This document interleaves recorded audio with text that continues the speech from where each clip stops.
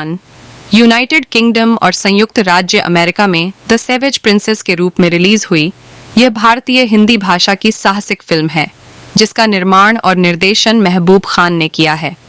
यह भारत की पहली टेक्निकलर फिल्म थी क्योंकि इसे 16 मिमी गेवाकलर में शूट किया गया था और टेक्निकलर में उड़ाया गया था। इसमें दिलीप कुमार, निम्मी, नादिरा, प्रेमनाथ हैं। यह उस समय की सबसे महंगी भारतीय फिल्म थी। बाद में यह अब तक की सबसे अधिक कमाई करने वाली भारतीय फिल्म बन गई। यह रिकॉर्ड कई वर्षों तक कायम रहा। यह उस समय घरेलू और विदेशों में सबसे अधिक कमाई करने वाली भारतीय फिल्म थी। आन पहली भारतीय फिल्म थी जो दुनिया भर के कई देशों में रिलीज हुई।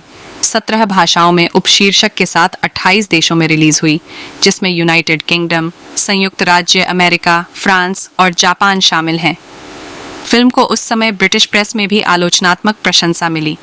दक्षिण भारत में इसे तमिल में भी डब किया गया और उसी शीर्षक आन के साथ रिलीज किया गया। जय यानी दिलीप कुमार, एक गांव का लड़का, एक शाही राजकुमार शमशेर सिंह यानी प्रेमनाथ को तलवारबाजी की चुनौती में हरा देता है, जिससे राजकुमार क्रोधित हो जाता है।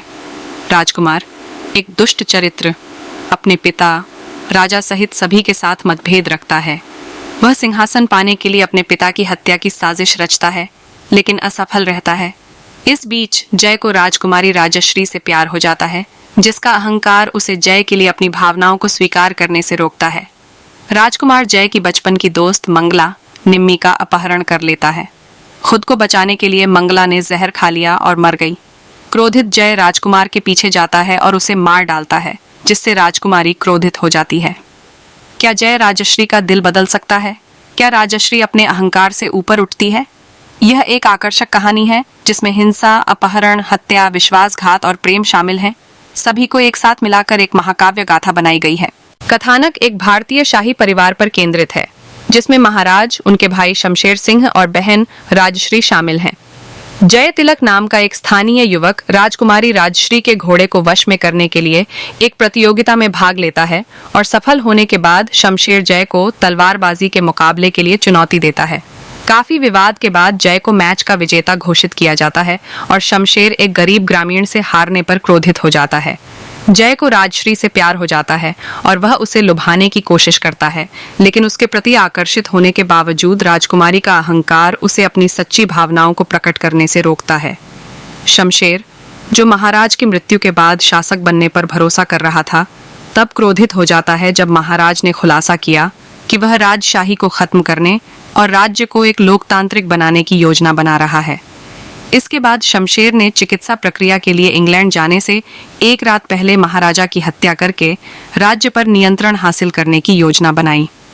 हालांकि महाराजा शमशेर के गुर्गों द्वारा अपने जीवन पर किए गए प्रयास से बचने और अपने ही महल में एक नौकर के रूप में खुद को छिपाने के बाद वह असफल हो जाता है।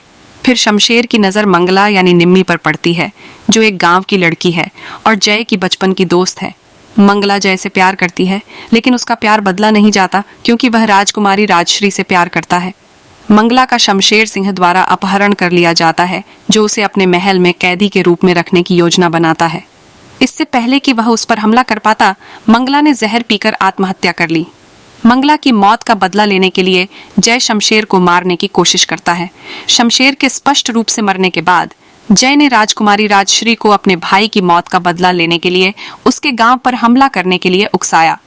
जय असमंजस में राजश्री का अपहरण करने में सफल हो जाता है।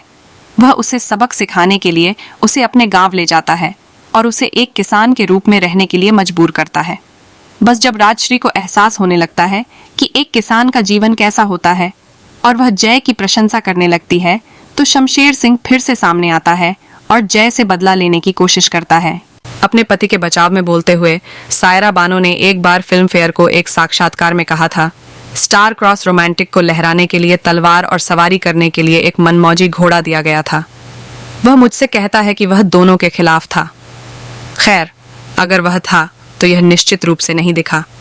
प्यारे युवा नायक से उन्होंने रोमांटिक एक्शन हीरो जय की ओर रुख किया, जो एक कठिन अभिनय था जिसे उन्होंने आत्मचेतना के निशान के बिना पूरा किया।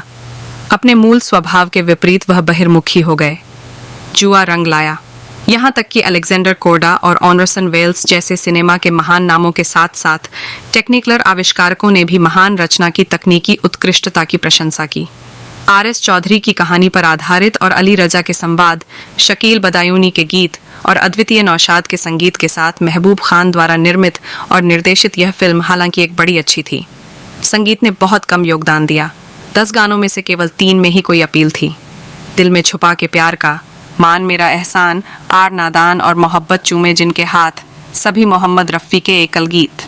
फरीदून ईरानी ने अपने कैमरा वर्क में उत्कृष्ट प्रदर्शन किया, विशेष रूप से महल के अंदर और ग्रामीण महाराष्ट्र के भूरे और साथ ही हरे परिदृश्य को कैद करने में। मुख्य कलाकारों का प्रदर्शन अच्छा और नियमित था,